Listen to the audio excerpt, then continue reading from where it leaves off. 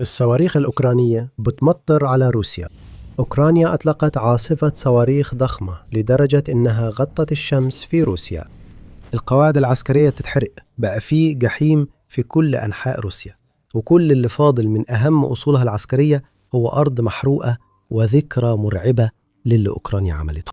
آلة الحرب بتاعت بوتين اتدمرت بعدما أوكرانيا ضربت مصانع الصواريخ والدرونز. الضربات دي كانت ضخمة جدا. الضربات دي حصلت طول شهر فبراير، وابتدت في المناطق المحتلة في دونيتسك لما أوكرانيا استخدمت صواريخ أتاكمز الأمريكية ودمرت خطط روسيا تماما إنها تتقدم سواء في دونيتسك نفسها أو في منطقة زابوريجيا القريبة. أخبار RFU بتتكلم عن اللي أوكرانيا عملته دلوقتي، وبتوضح إن أوكرانيا استخدمت صواريخها الأمريكية القوية علشان تضرب قلب الجيش الروسي الخامس المشترك بالقرب من مستوطنة نوبوتريفكا في منطقة دونيتسك المحتلة. الجيش ده بيشرف على القوات الروسية في جنوب أوكرانيا، وبيركز خصوصاً على هولياكولا وزابوريجيا. أوكرانيا ردت على وجود الجيش الخامس المشترك بصاروخ قوي براس حربي 230 كيلو، وده بيديله قوة كافية لتدمير مراكز القيادة والسيطرة وأهداف محصنة تانية. مركز القيادة هو اللي أوكرانيا ضربته في دونيتسك زي ما قالت مجلة ميليتاري ووتش يوم 25 فبراير. في هجوم متزامن شمل كمان ضربات ضد مخازن ذخيرة ونقاط تحكم في الطائرات بدون طيار ومركز قيادة ومراقبة منفصل. أوكرانيا استخدمت صواريخ أتاكمز لأول مرة من شهور بعد ما الناس كانوا فاكرين إن الصواريخ الأمريكية خلصت من عندها. آخر مرة أوكرانيا استخدمت السلاح ده كانت 18 نوفمبر وقت ضربت فورونيك بروسيا. روسيا كانت بتتمنى دي تبقى آخر مرة، بس ما حصلش. مركز قيادة كامل أتشل في دونيتسك، وده مجرد بداية مشاكل روسيا. خليك معنا لأننا هنتابع سلسلة من الضربات الأوكرانية اللي أعمق وأقوى من هجوم الأتاكمز ده.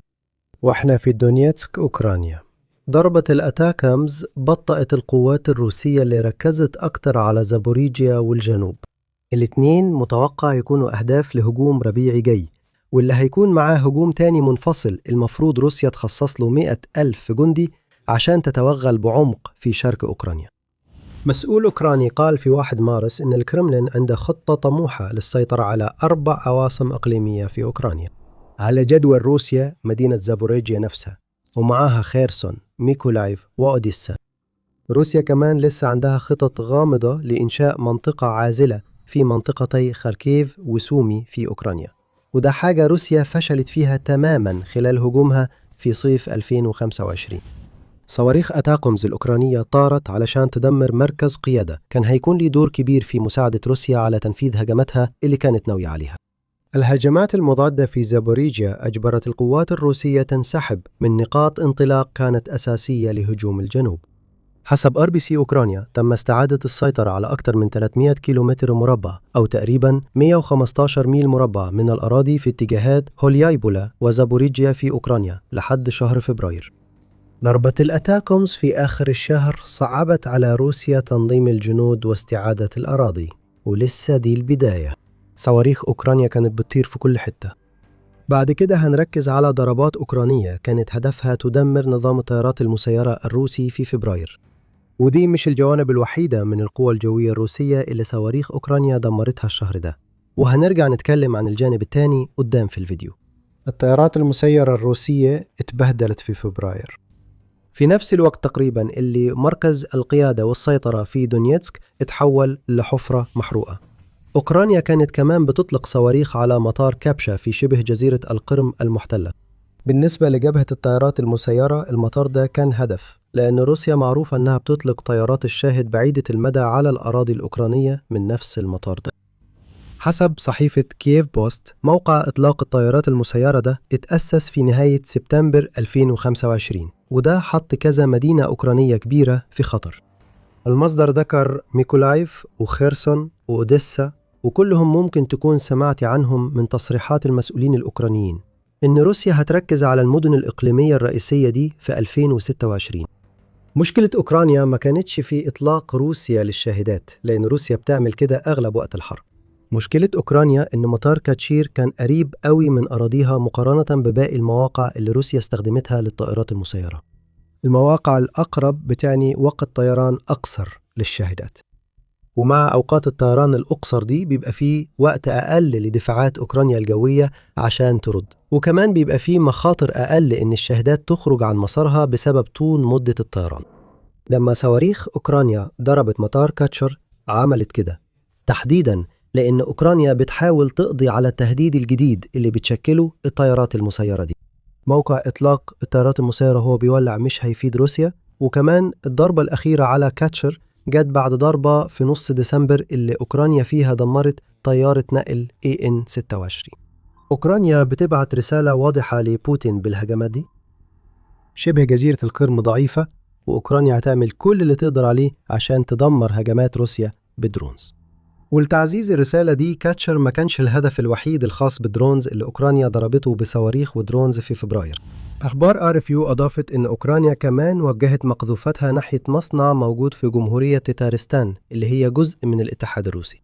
كان فيها سخرية لطيفة إن أوكرانيا هاجمت منشأة بتصنع درونز شاهد باستخدام درونز، والدرونز دي كانت شبه درونز شاهد روسيا شافت نسخة طبق الأصل ضدها. الصورة دي بالذات كسرت فكرة روسيا إنها متفوقة على أوكرانيا في الدرونز بعيدة المدى.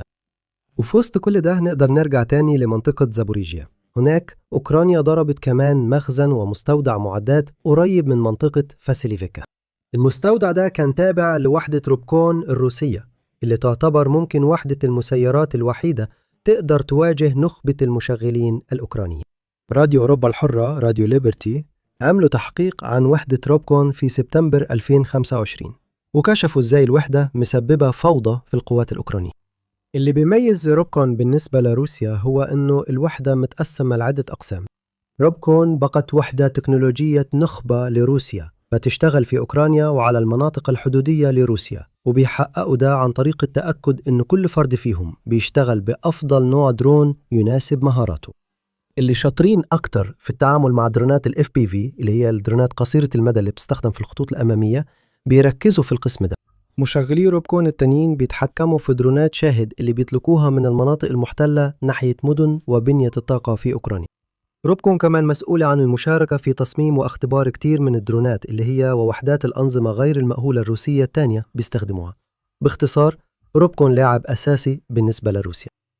ضربات فاسيليفكا الأوكرانية بتحرم روسيا من الدرونات اللي الوحدة دي بتستخدمها. في النهاية حتى أفضل مشغل درون في العالم مش هيبقى له لازمة لأي حد لو ما عندوش آلة موت طايرة في الطرف الثاني من الريموت كنترول بتاعه. اللي شفناه في الثلاث ضربات الأوكرانية بالدرونات هو تركيز على نقط الإطلاق وخطوط تجميع للدرونات الروسية. هدف أوكرانيا تقليل إطلاق الدرونات الروسية على الجبهة وحماية مراكزها والبنية التحتية من درونات شاهد بعيدة المدى اللي روسيا بتستخدمها بأعداد ضخمة ضدها. ولما بنقول أعداد ضخمة فعلا بنقصد ده.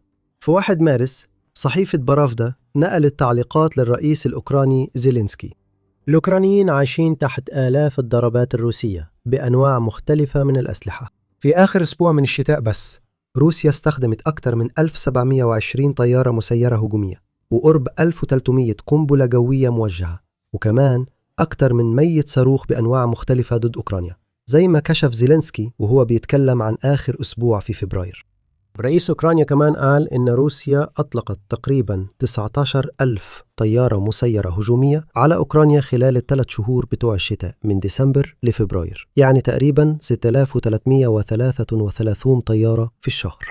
عدد كبير من الطيارات المسيرة بيعطل دفاعات أوكرانيا الجوية وبيدمر بنية الطاقة عندهم. لما أوكرانيا شنت هجوم صاروخي كبير في فبراير كان هدفها تدمر قدرة روسيا على إطلاق الطيارات المسيرة بأعداد كبيرة، وكمان صواريخ روسيا اللي تكلمنا عنها قبل كده. إحنا على وشك نكشف إيه اللي عملته أوكرانيا علشان تضر استراتيجية روسيا المعتمدة على الصواريخ. قبل ما نكمل بفكرك إنك تتفرج على The Military Show. لو لسه مشتركتش دلوقتي أنسب وقت تدوس الزرار وتبقى سابق الكل. ودلوقتي هنروح لمصنع فوتكنسك اللي موجود في جمهورية أودمورت على بعد حوالي 1400 كيلو متر أو 870 ميل من أوكرانيا. بوتين كان متوقع المصنع يبقى آمن. مهما كانت أوكرانيا بتدافع عن نفسها كويس على أرضها، عمرها ما كان هيبقى عندها النوع ده من الأسلحة. الأسلحة دي مش بس بتسافر حوالي 900 نيل لحد فوتكنسك، لكن كمان تقدر توجه ضربات مباشرة للمنشأة المسؤولة عن تصنيع صواريخ اسكندر M البالستية وصواريخ أورشينك الفرد صوتية والعديد من القذائف المدمرة التانية اللي روسيا استخدمتها ضد أوكرانيا تقريبا من لحظة بداية غزو بوتين الوحشي. بوتين كان غلطان، أوكرانيا عندها الفلامينغو. وقرب نهاية فبراير الهجين الجبار بين تكنولوجيا الدرون والصواريخ بدأ يطير.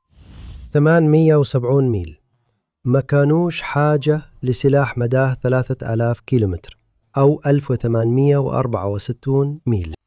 وأول ما صواريخ فلامينغو الأوكرانية وصلت لمصنع فوتكينسك ضربت بغضب هائل ما يقدرش يجيبوا غير سلاح شايل رأس حربي وزنه 1150 كيلوغرام أو أكتر من 2530 باوند.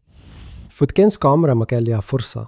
التقارير بتقول إن وابل صواريخ أوكرانيا دمر ورشة بتعالج الأجزاء المعدنية أخطر الصواريخ البالستية والفرد صوتية الروسية. في تغطيتها المباشرة لهجوم أوكرانيا على فوتكينسك يوم 21 فبراير الBBC عرضت صور أقمار صناعية بتوضح الضرر الكبير للمنشأة.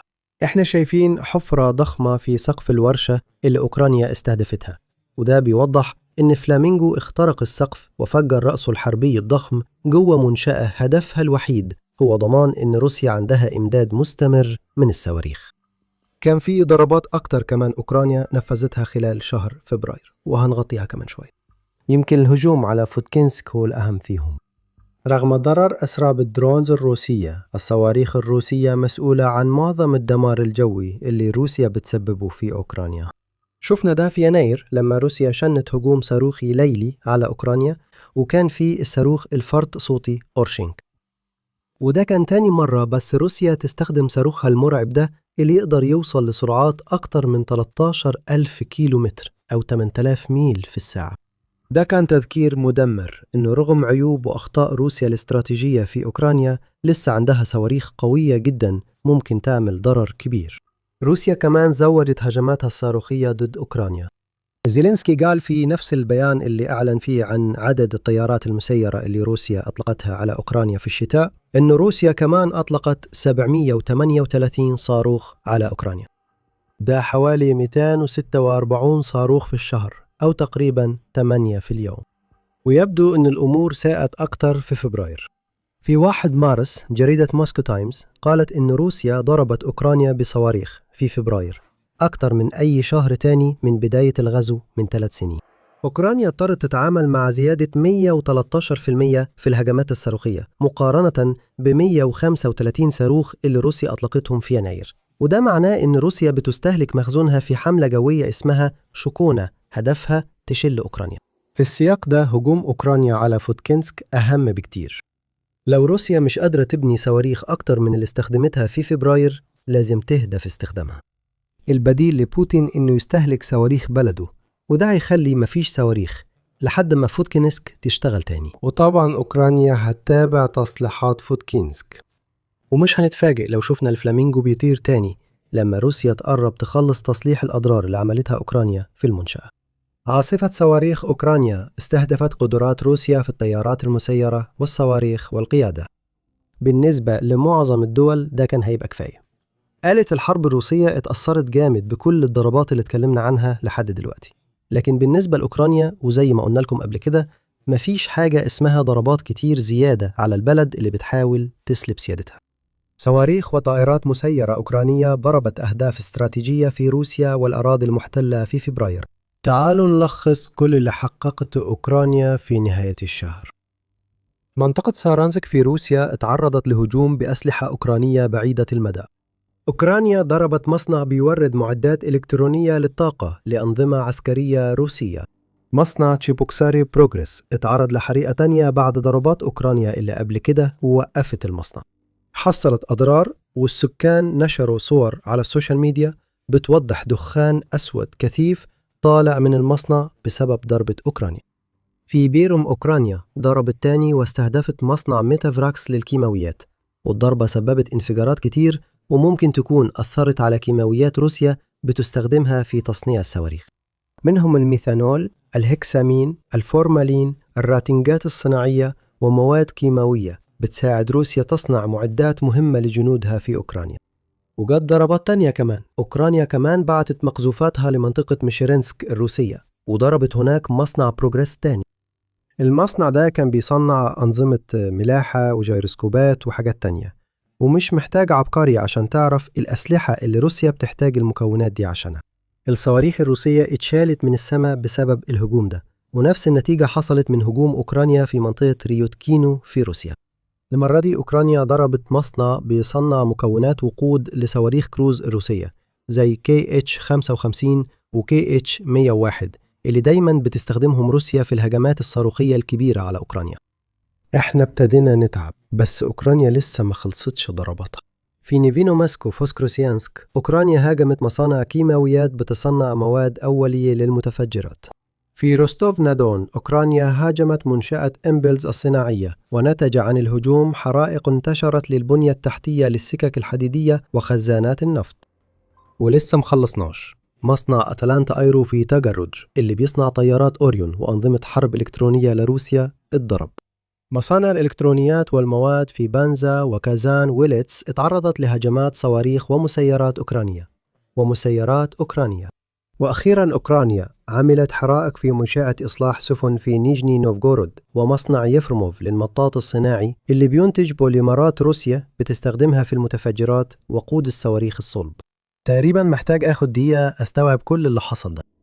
اللي شايفينه هنا هو استراتيجية استنزاف متعددة الطبقات اتعززت بظهور صواريخ الفلامينغو ووصول المزيد من صواريخ أتاكومز الأمريكية لأوكرانيا. كل ضربة من اللي تكلمنا عنها كانت هدفها تدمر قدرة روسيا على شن الحرب، بس بدل ما يركزوا بس على ضرب الجنود والمعدات واللي أوكرانيا بتعمله ببراعة، هي بتدمر آلة الحرب الروسية من جوا لبرا. الصواريخ راحت والطائرات المسيرة اتدمرت، والمرافق الرئيسية اللي بتخلي روسيا تبني أسلحتها بتتحرق وممكن ما تشتغلش تاني بسبب استراتيجية أوكرانيا الجوية القوية. الدولة دي بقت شاطرة في الدفاع الاستنزافي، وده واضح من خسارة روسيا أكتر من 1,260,000 جندي قدام أوكرانيا، ودلوقتي بتستخدم استراتيجية استنزاف هجومية. أوكرانيا بدأت كل ده في سنة 2025. سيرسكي قال نفس الكلام وهو بيلخص السنة، وقال السنة دي أثبتت إننا قادرين نرهق العدو بشكل منهجي ونقلل قدراته بشكل كبير. قوات الدفاع منعت المعتدي من تنفيذ خططه، وحافظت على المواقع الاستراتيجية الأوكرانية، وجهزت الأرض لعمليات القوات المسلحة الجاية. في 2026 أوكرانيا زودت استراتيجيتها الاستنزافية لأقصى درجة. في فبراير لوحده منشآت وعقد عسكرية رئيسية في روسيا والأراضي المحتلة اتحرقت. دلوقتي بوتين أكيد بيسأل نفسه إيه اللي ممكن يحصل له في باقي 2026 بعد فشل غزوه. استراتيجية الاستنزاف الأوكرانية قربت روسيا للهزيمة الكاملة. احنا شايفين ده في مدينة فوفشانسك اللي فيها طيارات أوكرانيا المسيرة قضت على أغلب دبابات روسيا، وسابت قوات بوتين قدام مهمة صعبة جدا، وهي محاولة الهجوم على أوكرانيا من غير أي مدرعات. ده شكل الهزيمة الكاملة، وروسيا بتنهار تحت الضغط. اعرف أكتر في الفيديو بتاعنا، ولو عجبك الفيديو ده اتأكد إنك مشترك في برنامج The Military Show عشان ما يفوتكش أي فيديو جديد بننزله. وشكرا لكم دايما على المتابعة.